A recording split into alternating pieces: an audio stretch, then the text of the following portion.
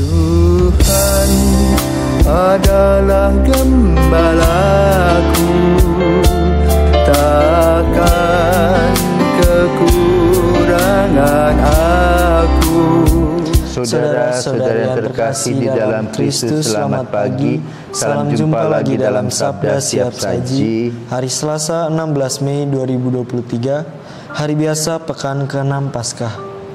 Marilah kita bersatu dalam doa dalam nama Bapa dan Putra dan Roh Kudus. Amin. Allah Bapa sumber sukacita, Engkau senantiasa memperbarui hidup kami berkat kehadiran Roh Kudus. Semoga dengan menjadi putra-putrimu, kami boleh mengambil bagian dalam kemuliaan kebangkitan putramu. Dengan pengantaran Yesus Kristus, putramu Tuhan kami, yang bersama dengan Dikau dalam persatuan Roh Kudus, hidup dan berkuasa Allah sepanjang segala masa. Amin. Tuhan bersamamu dan bersama rohmu. Inilah Injil Yesus Kristus menurut Yohanes. Dimuliakanlah Tuhan. Dalam amanat perpisahannya, Yesus berkata kepada murid-muridnya, "Sekarang aku pergi kepada Dia yang telah mengutus aku, dan tiada seorang pun di antara kamu yang bertanya kepadaku, 'Kemana engkau pergi?' Tetapi karena aku mengatakan hal itu kepadamu, maka hatimu berduka cita. Namun benar yang kukatakan kepadamu adalah lebih berguna bagi kamu jika aku pergi.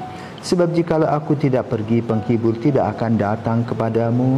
Sebaliknya, jikalau aku pergi, aku akan mengutus Dia kepadamu. Dan kalau penghibur itu datang, Ia akan mengisyafkan dunia akan dosa, kebenaran dan penghakiman akan dosa, karena mereka tetap tidak percaya kepadaku akan kebenaran, karena aku pergi kepada Bapa, dan kamu tidak melihat aku lagi. Akan penghakiman, karena penguasa dunia itu telah dihukum." Demikianlah sabda Tuhan. Terpujilah Kristus. Romo, apa maksud dari perkataan Yesus bahwa Yesus kan berkata bahwa penghibur itu datang untuk mengisyafkan dunia? Itu maksud dari perkataan Yesus itu apa sih, Romo? Oke, begini. Kamu pernah main basket? Pernah. Ada dua grup yang bermain basket, ya. Satu, kamu punya grup, kamu kalah di tengah-tengah itu. Belum semuanya selesai. Baru separuh, ya.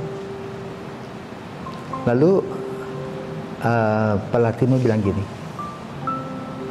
time out. Lalu apa yang disampaikan oleh gurumu?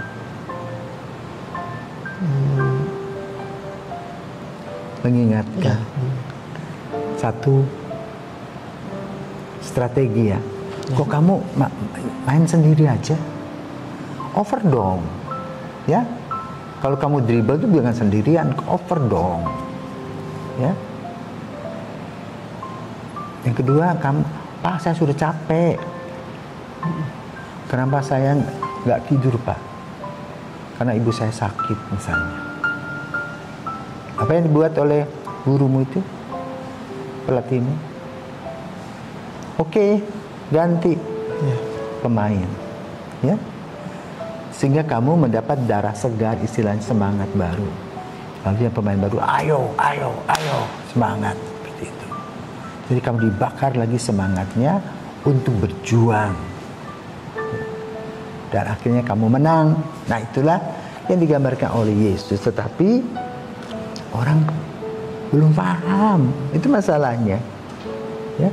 Kalau tadi gurumu itu berbicara kepada orang yang belum pernah main basket, kamu sih dribbling begini begitu, dia nggak ngerti, ya nggak jalan, ya. Tapi ini Yesus berbicara di depan para murid, ya. Bagaimana situasi kondisi. Maka Yesus itu menggunakan teori SWOT, ya. Strength, kekuatan, weakness, ya. Ada kekuatan, ada kelemahan, ada hambatan, ada kesempatan, peluang. Maka dia mengatakan penghibur. Nah, itu di sini dikatakan ada 3 kalimat, 3 kata, ya. Dan kalau penghibur itu datang, ia akan menginsafkan dunia akan dosa, ya? Kebenaran dan penghakiman akan dosa. Jadi dosa, kebenaran, penghakiman.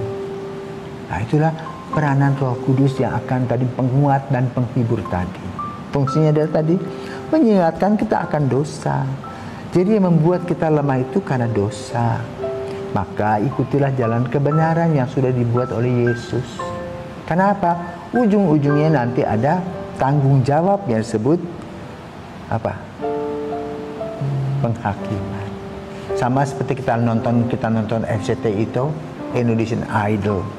Ada judges berapa orang itu, ya, menilai ini kamu drop out, kamu lanjut dan sebagainya. Tetapi waktu itu para murid belum paham.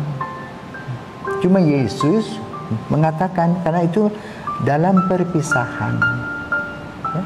Namanya dalam perpisahan, besok nggak ketemu lagi, ya, itulah, ya. Maka Yesus itu mengambil contoh-contoh dalam kehidupan keseharian. Namun karena yang membicarakan Yohanes, maka Yohanes itu bicara soal teologi yang luhur dan tinggi tadi. Tetapi maksud Yesus itu menerangkan, ini loh, hukum sebab akibat.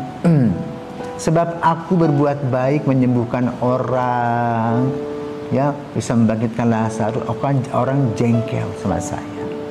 Nah, supaya tidak berkelanjutan karyaku, maka aku akan dibunuh. Nah, kalau aku dibunuh gimana? Oh jangan, tidak bisa bilang jangan. Ini aku cerita, loh. Maka harus disiapkan pengganti. Nah, pengganti itu nanti aku akan sampaikan loh. Ya, maka pada hari ini disampaikan bahwa pengganti itu akan membahas tentang dosa, mengingatkan kita akan dosa. Dan dosa inilah yang membuat kita tidak bisa menerima kehadiran Allah, tidak bisa menerima apa yang Allah buat untuk kita, karena kita hanya berpikir tentang dirinya sendiri.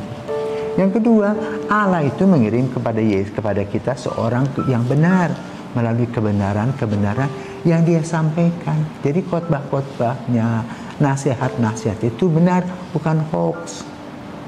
Yang ketiga, kalau kita tidak mau dengar, ujung-ujungnya itu tanggung jawab alias penghakiman. Itulah nasihat Yesus. Ya, apakah mereka dengar? Belum. Ya, nanti pada hari Pentakosta. Kita juga sama dalam kehidupan kita sehari-hari. Ketika orang tua kita masih hidup, dikasih nasihat begini-begini nggak mau dengerin. Ya, setelah mereka pergi, oh iya. Nah, persis pengalaman dengan para murid. Jadi sekarang kita merefleksi kembali, flashback tentang hal-hal yang orang tua sampaikan, lalu bagaimana sikap kita. Selamat pagi.